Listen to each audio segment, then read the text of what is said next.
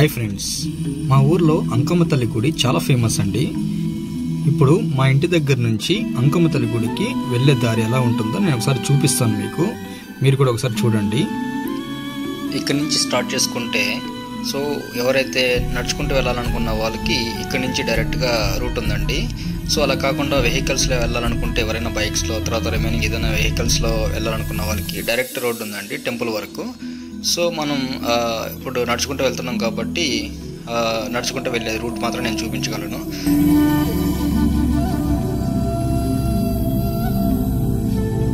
ఇలా నడుచుకుంటూ వెళ్ళే దారి మాత్రం కొద్దిగా అరుగులుగానే ఉంటుంది, కానీ తప్పదు. ఎవరైతే నడుచుకుంటూ వెళ్ళాలి అనుకుంటారో అలాంటి వాళ్ళు కొద్దిగా రిస్క్తో కూడుకున్న పనే. అంటే ఎక్కువగా కంప చెట్లు ఉంటుంది, ముళ్ళు ఉంటాయి, చాలా కొద్దిగా రిస్కీగా ఉంటుంది రోడ్డు కూడా. ఇలానే నడుచుకుంటూ వెళ్ళాలి.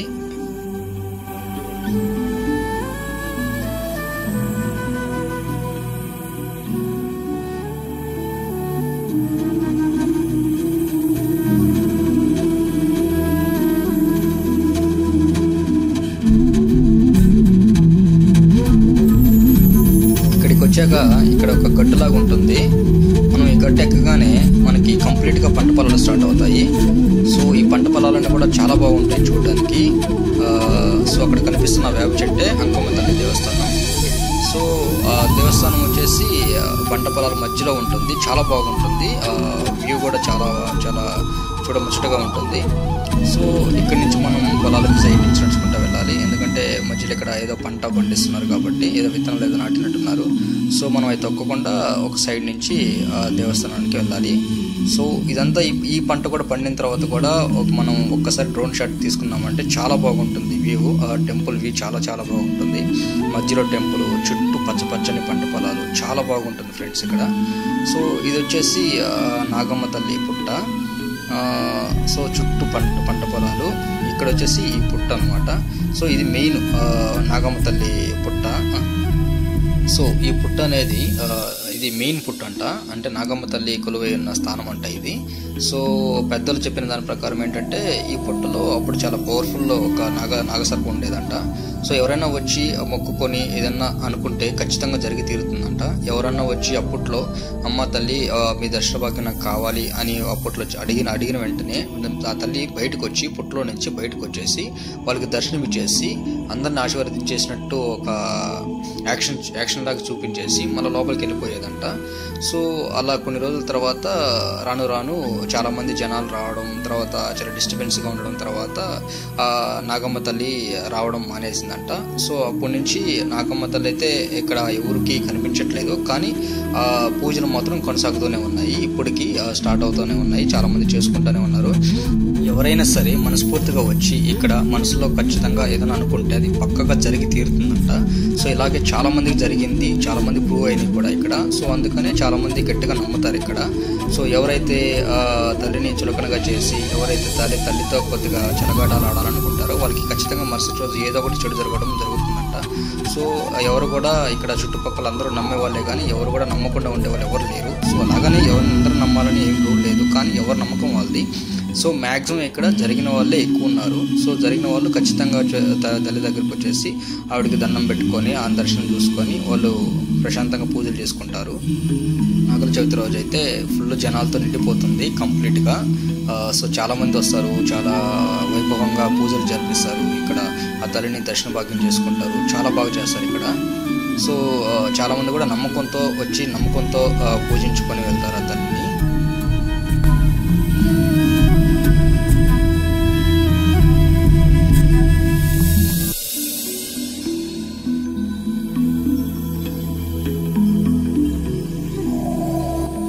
మెయిన్గా మన అంకమ్మ తల్లి కొలువై ఉన్న దేవస్థానము.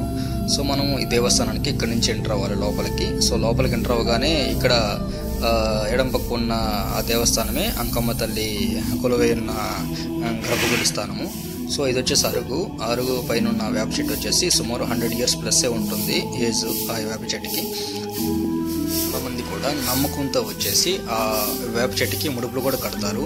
మనసులో ఏదైనా సరే గట్టిగా తలుచుకొని ఆ తల్లిని వేడుకుంటే ఖచ్చితంగా వాళ్ళు జరిగి తీరుతుంది. అలాగే ఇక్కడ కనిపిస్తున్న ఈ ప్రహరీ గోడ కానీ, గేట్లు కానీ, అరుగు కానీ, ఆ గోడకి టైల్స్ కానీ, తర్వాత అక్కడ ఉన్న రేకుల షెడ్ కానీ, అక్కడ ఉన్న పైప్ లైన్ కానీ, ప్రతి ఒక్కటి కూడా వాళ్ళకి అనుకున్నది జరిగిన తర్వాతనే ఆ నమ్మకంతో వాళ్ళు వచ్చేసి వాళ్ళ మొక్కు రూపంలో అవన్నీ కన్స్ట్రక్షన్ చేశారు. సో చాలామందికి అలా ప్రూవ్ అయినాయి. సో చాలామంది జరిగింది కూడా, సంతానం లేని వాళ్ళకి పిల్లలు పుట్టడం జరిగింది, చాలామందికి అనుకున్నది జరిగినవి.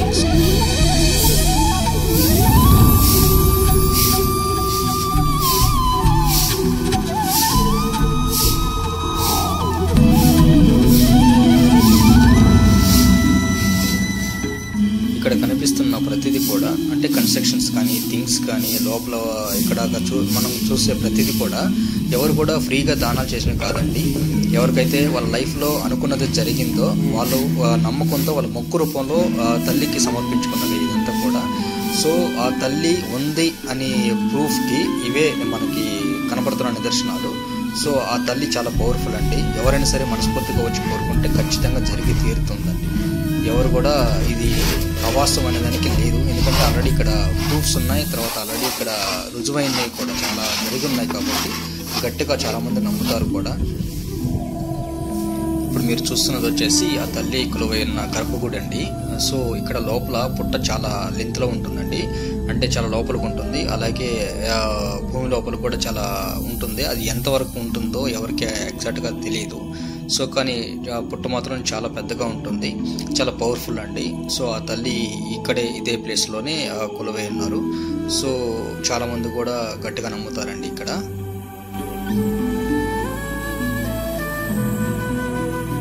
ఇక్కడ మీరు చూస్తున్నది అంకమ్మ తల్లి దేవస్థానానికి సంబంధించిన పూజారి వారు.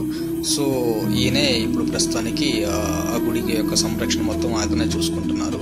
సో ప్రతిదీ కూడా అక్కడ పొంగళ్ళు చేయాలన్నా, నైవేద్యం పెట్టించాలన్నా ఏదైనా సరే అతనే లీడ్ చేసి అతనే మెయింటెనెన్స్ చేసుకొని అతనే దగ్గరుండి అన్ని పూజలు జరిపిస్తూ ఉంటారు. సో ఆ తల్లి సంరక్షణ మొత్తము అతని ఆధీనంలోనే జరుగుతుంది.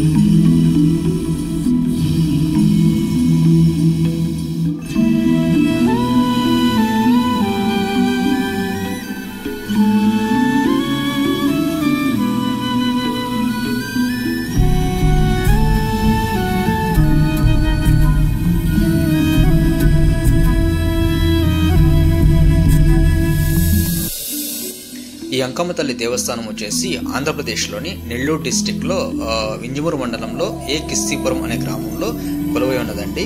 ఎవరైనా సరే వచ్చి తల్లిని దర్శనం చేసుకోవాలనుకున్న వాళ్ళు నెల్లూరు డిస్టిక్లోని వింజమూరు మండలంలో ఏ కిస్తీపురం అనే గ్రామానికి వచ్చేసి అంకమ్మ తల్లి దేవస్థానం అంటే ఎవరైనా వచ్చి చెప్తారండి.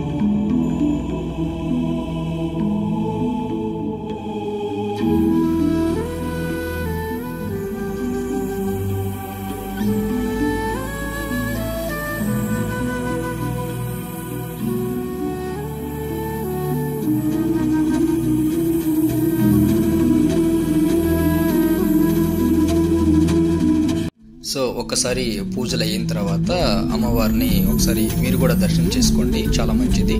సో ఒకసారి మీరు అమ్మవారిని దీక్షణంగా చూడండి. అలాగే మీకు మీ కుటుంబానికి మంచి జరగాలని చెప్పేసి ఆ తల్లిని మనస్ఫూర్తిగా వేడుకుంటున్నానండి. థ్యాంక్ యూ అండి.